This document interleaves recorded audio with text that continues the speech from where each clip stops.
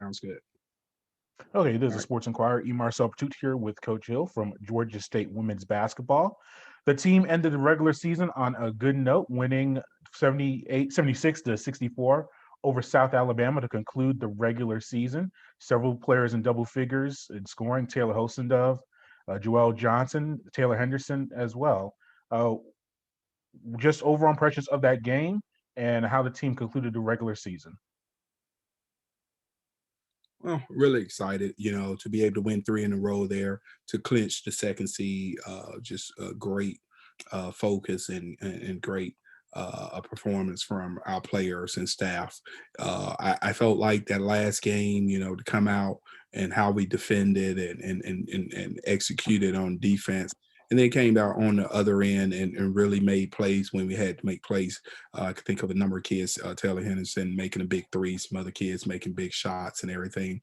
And that's what it's really about, during this time. It's about executing on both ends of the floor and just making sure that you're getting it done. You got to right now. This is the fun time right now. Is tournament time. So I'm really excited about how we ended.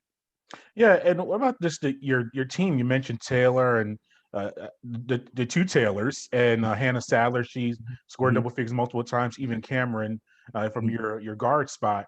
What about having 3, 4 players at a time that can get double digits for you? What about that balance on the offensive Well, end? yeah, that's how the team was built, and we've talked about that over and over. Is that when we can have multiple players scoring in double figures, it makes us tougher to defend. It makes us for the players, it's funner. It's more fun to play when everyone is partaking and being involved versus just watching one person the whole game. And so I'm really excited that we're starting to see that because when you're preparing for a scout, when you have to focus on one, that's one thing. But when you have to focus on 4 or 5 kids and everything, it makes it more difficult. So really excited that people are kind of falling into their roles and getting accustomed to what they can do in their spots and really stepping up to get it done. Yeah, you finished your regular season with 9 conference wins, and you have the second seed for the first time since 2001. We've talked throughout the season the adversity you've overcome on and off the court, just with players not being available, and obviously on the court stuff, just playing the games themselves. What does that say Mhm. about your unit to have such a successful regular season, all things considered? Well, we knew when we recruited each and every one of these young ladies that they had a lot of talent, and it was about now just being able to stick it out and grow together. And that's what we talked about from day one. That we wanted to be a unit that that when things got difficult, we didn't run. Players don't boat out and try to transfer. Coaches don't boat and overreact and try to get rid of kids and everything. We're all in this together and we're going to go through this growth process together. And that's what this whole year has been about, going through the ups and downs, whether they're off the court, whether you're dealing with COVID or some of the social injustice we had this year, or dealing with just the year, a basketball season and the academics and all the other things and stuff. So really excited that we was able to finish second in our division and overcome all those things. It really gives us a bright future, a glimpse of what we can do if we have a full season and continue to grow and everything. So really excited about just the effort and everything that the players and the staff have done this year. Can't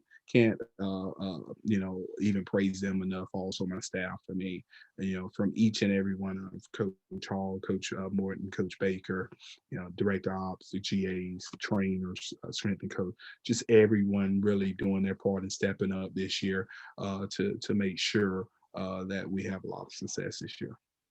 Do you feel this is maybe one of the closer teams you've had just as a unit from the players to the coaching staff because of all the circumstances? Do you have just a better feel of your unit because you've been forced to really band together through everything that's been going on? Yeah, no question. Since we've been here, no question, this is the closest. I mean, obviously, we have kids who are not only great kids and typical kids, and that they're gonna have some good days and bad days, but we're starting to learn each other, and we're starting to show compassion for each other, and I think and understanding for each other, but still holding each other accountable. And I think when you can start getting kids to do those things and everything, have compassion for each other, and still hold people accountable and everything, I think you could start developing stuff. You start developing trust, and anytime you get trust, you could grow as a program.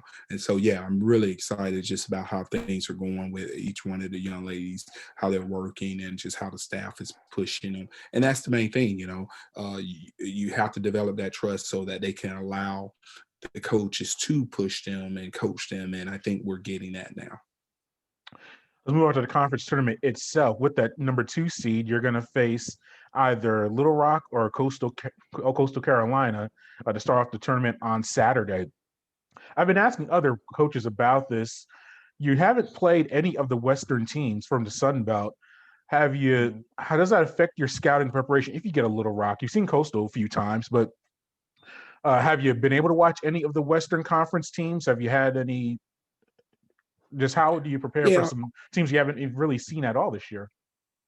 Well, obviously, yeah, I haven't seen the West as much as I would probably in a typical year, but I have been able to watch a couple of their games. I saw Little Rock play during non-conference, and I've seen a little bit of their a couple of their conference games. And obviously, this week we watched some, but yeah, it is different, But I think it's different on both sides.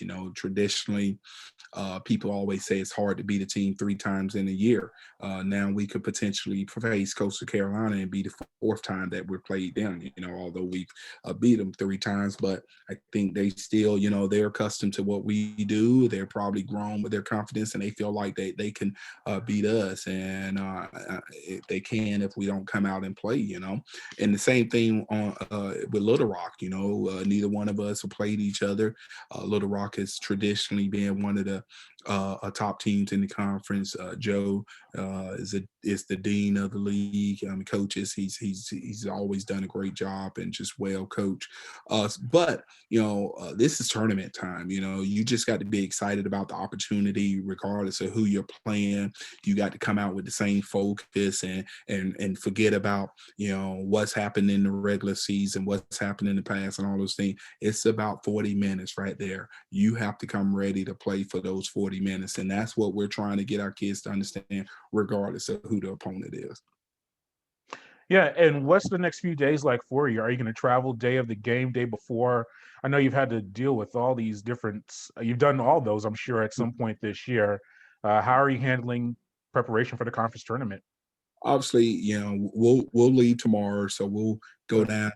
We'll practice here and then leave after, later, and then so we'll have a day in Pensacola on Friday to practice and kind of rest our legs and get prepared for a Saturday game. But you're right, we've done everything, and we went back and forth on what should we do this trip, but we just felt like kind of getting there and everything, maybe, and getting the kids a little settled and all that stuff would be a good idea and stuff. But we've practiced this week, and we've kind of obviously focused on us more, just showing up things and trying to make sure you all of the I's are dotted, the T's are crossed, all those things as far as execution.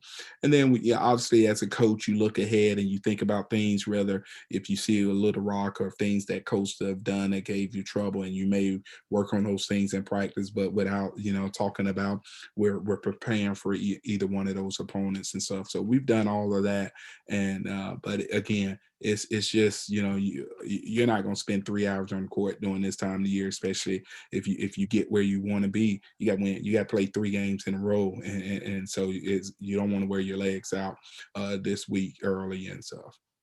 Good. Well, Coach, thank you for your time and safe travels to Florida. Oh, awesome, man. Thank you again. Appreciate everything and talking with you this year. Okay. All right. Thank you.